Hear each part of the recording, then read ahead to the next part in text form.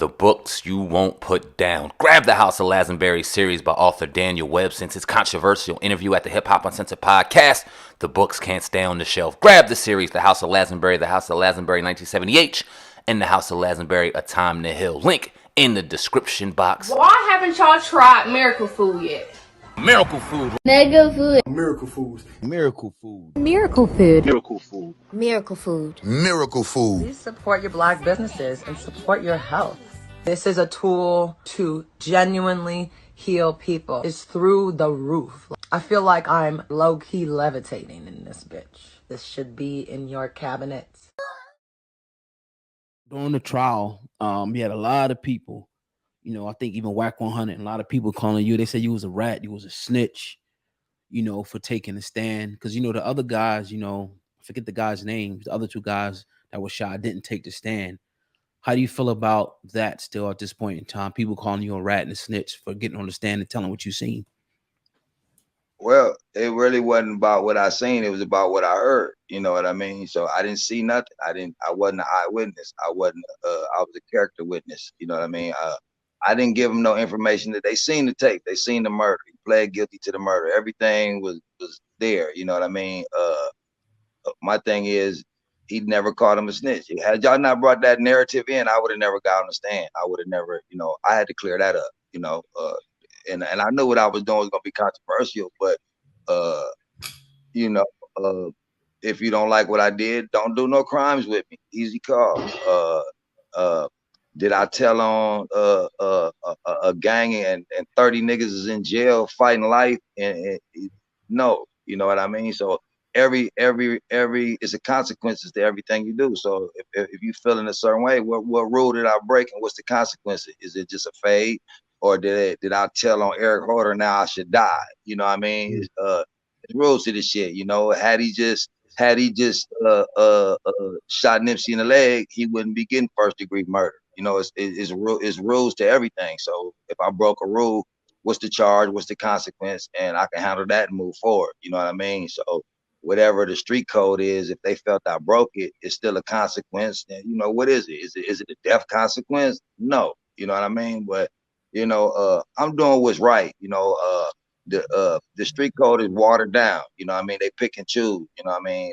They pick and choose who they want to politic. If I was a little shorter in my arms, they'd have been beat my ass and ran me out of here. A lot of motherfuckers never liked me, but my hands work, and so far I've been winning. So you ain't gotta like me, but you gonna respect me, and I'm gonna stand on what I stand on, and whatever consequence come with it, I know I'm doing the right thing. You know what I mean? I see niggas die for the wrong thing. I'd rather die for the right thing.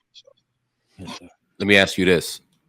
Because like you've alluded to many a times, you didn't see it. You just heard the conversation, and that's why you went on the stand. And we talked about that as well. Mm-hmm. Had you did see it, would that have changed your thoughts on getting on the stand, or how would that have changed your mindset? Well, if I seen it, I wouldn't have been by the code. I know for sure I couldn't have got on the stand. Yeah, I wouldn't have been able to for sure. You know what I mean? I knew what I was doing was like a borderline. It was like a wobbler. You know what I mean? I knew it was gonna be some controversy, but I knew it wasn't no major violation. It's kind of like an infraction. It's like some smut on my jacket. You know what I mean? I got a gang banging. Nobody. Only thing they could put on my jacket is just that I smoked dope before, and now the next smut on my jacket is I got that I told on somebody, whatever it may be. But I don't care about that code. I'm out here in the streets. So the niggas that's really out here in the streets, the niggas the movers and shakers in the city, the Bloods, the Crips, the Swans, everybody that I run into is nothing but love. So that's all that count. You know what I mean? When I'm out here maneuvering by myself on the bus, walking, just to show motherfuckers like, I know I'm standing for what's right. Every nigga from every hood is tired of this bullshit. When we start killing each other, they looking at what I did. You throwing what I did like worse than what he did. He killed the homie in cold blood for no motherfucking reason. But y'all gonna overlook that just because I set my ass on the stand and told about a conversation that bro never called him a snitch, and that's that. I didn't point the finger and say he killed cuz, he did that, and he ran there. I didn't do none of that. Feel me? I said bro never called him no snitch, and I stood on that, and that's that. if you gonna label me a snitch for doing that, I gotta put that on my jacket and I'm gonna ride with it. You feel me? But you doing it with the Twitter fingers, come talk to me in my face. Every nigga when I ran in the whack, you know what I mean? Hey, we took a picture and all that other shit. But if I'm all this big old snitch and you popping off, you popping, I ain't about to take no pictures with no nigga that I think is foul. I mean, this, this shit just it's like this social media. It just clickbait. They just want to get their little clicks and make the little dollars. I ain't mad at them, but I just don't want it done at my homeboy's expense. You know what I mean?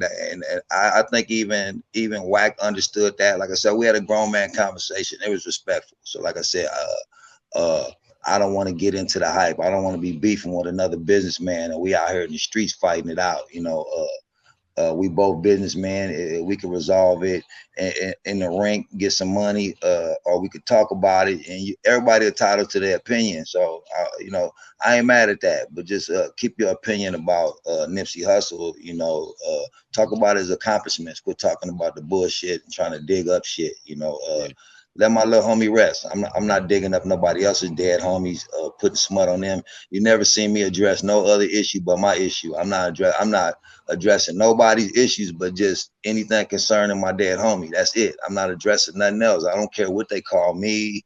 None of that. That don't concern me.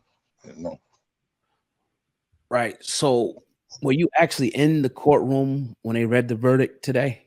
And if you were, which I'm sure you were, how was the atmosphere and how'd you feel when the verdict first came down? Like, can you go back to that for us? Actually, when it first came down, I had just heard about it. So I was on my way up there. So right when I was getting up in there, they was basically coming out, or they was coming out saying that the verdict or whatever. I don't know. It just hurt.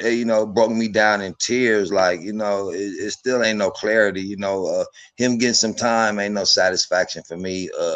Him getting that black eye, that was cool. I enjoy seeing that. That was worth going to the trial just to sit across and look at him and just kind of look at the coward that he is, and he wasn't looking at me and shit. He want to look down at the floor. So I got some good shit. I got to throw some comments at him. I want to a couple times I probably could have got at him. It crossed my mind. I was thinking about my kids, thinking about my own responsibilities. And I didn't want this one nigga to ruin two niggas' lives. I go over that counter and put hands on him. He done. So it was good because I was contemplating getting this dumbass, and he showed up with that black eye. I walked in the courtroom as soon as I seen that shit. I said, "Damn, see, nigga, shit swole up." So, I don't even wish death on that nigga. I want the nigga to suffer though.